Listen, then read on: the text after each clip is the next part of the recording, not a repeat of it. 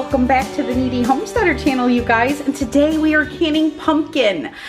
It is September 2020, and I'm just going to document this, that there is a bit of a pumpkin shortage for the canned pumpkin and being able to find it in stores. So I want to make sure that I'm going to can some up so that I have it for future pumpkin pies, pumpkin bread, pumpkin pancakes, pumpkin French toast, all the things of fall that my family really enjoys. So today we are canning pumpkin. Now, before I slice into my pumpkin, I wash my pumpkins very well. I do use pie pumpkins, which is the little bit smaller ones. Then my husband so graciously cuts them open, pulps them for me, and cuts them into strips, into like wedges. And then from there, I cut off the skin along with any pulp that might be remaining on the pumpkin pieces. And you cut them into 1-inch chunks, okay?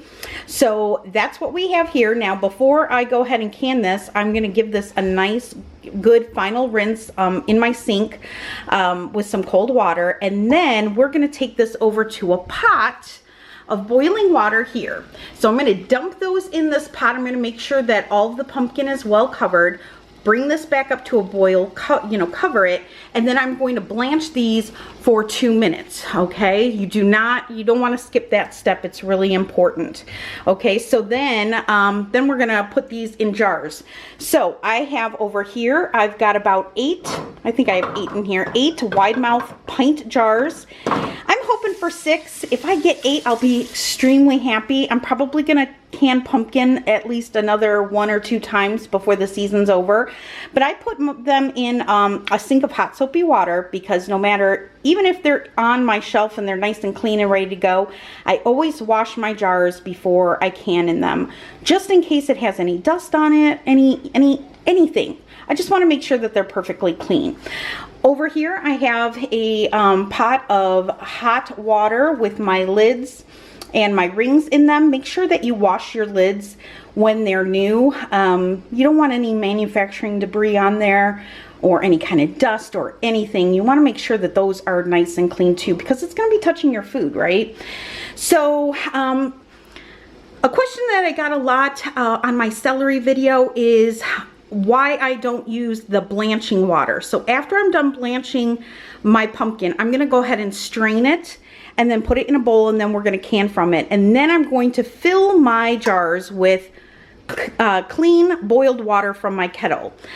I don't use my blanching water because this is like the last chance that all of my pumpkin can be cleaned. And the water ends up being pretty cloudy when you blanch food in it.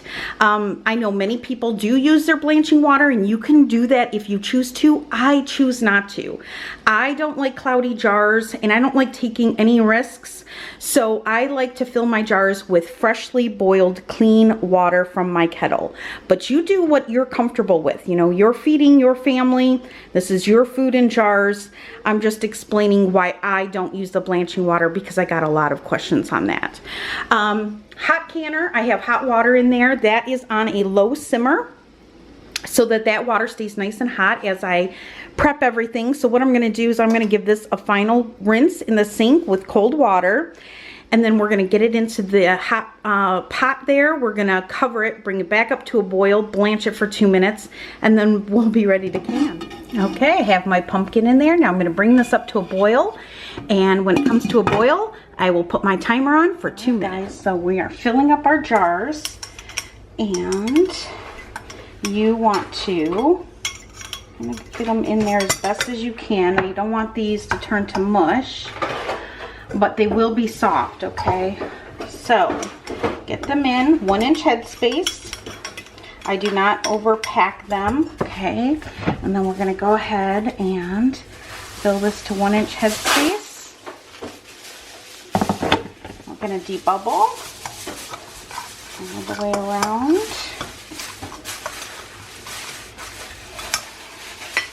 Okay, I'm gonna wipe the rim. And sorry for the noise, it's lunchtime and this is a working kitchen here. All right, and then we're going to go ahead and put a lid on. We're gonna put a ring on. Tighten it down, fingertip tight, and in the canner, it's gonna go. All right, we're gonna see how many jars I can get here. All right, we'll do one more together.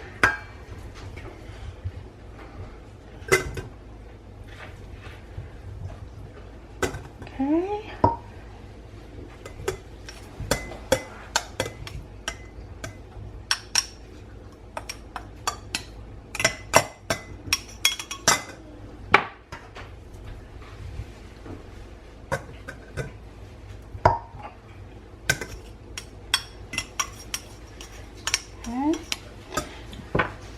Now, I don't add salt to mine, but you can definitely add salt if you want. Go ahead and debubble.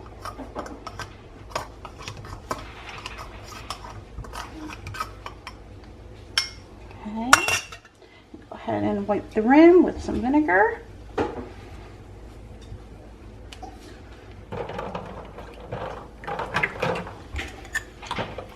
Get a lid on. And a ring, fingertip tight, and in the canner it goes. All right, I'm gonna keep going here, and I'll let you know how many jars I'm able to get out of three, right? We did 3 or 4? Three pie pumpkins. All right, well, I'll be back. To my surprise, we ended up with 13 pints. I'm so excited. So I'm gonna put the lid on this, bring it up to temperature, and I'm gonna process this now for 55 minutes. And when these are done, I'll bring you back and I'll show you what they look like. My canner is coming up and starting to vent. I did want to show you the water that you blanch in.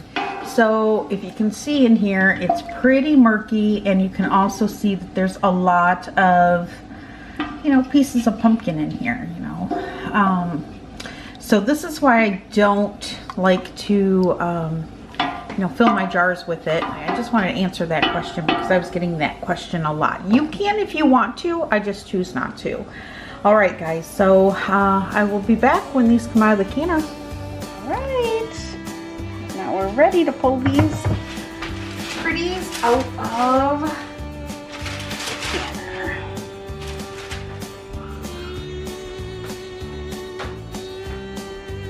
There we go. They're still pretty bubbly.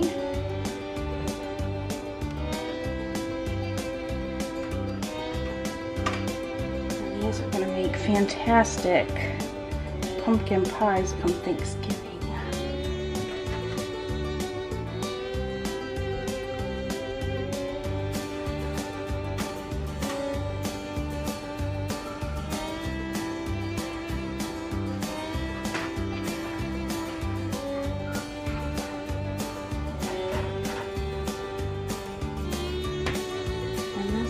Guys, now again, don't use my video as a how-to, just use it as inspiration.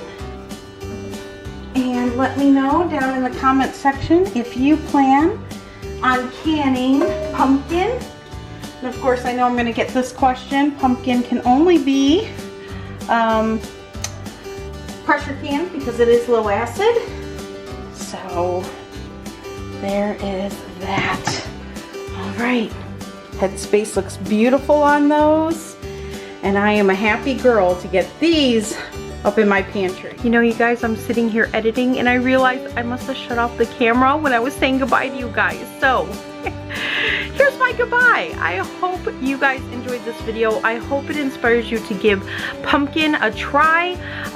Let me know if you plan on canning pumpkin, and as always, if you have any questions, just leave them down below for me and I will try my very best to answer them for you. All right, with that, guys, I'll be seeing you soon. Bye, guys.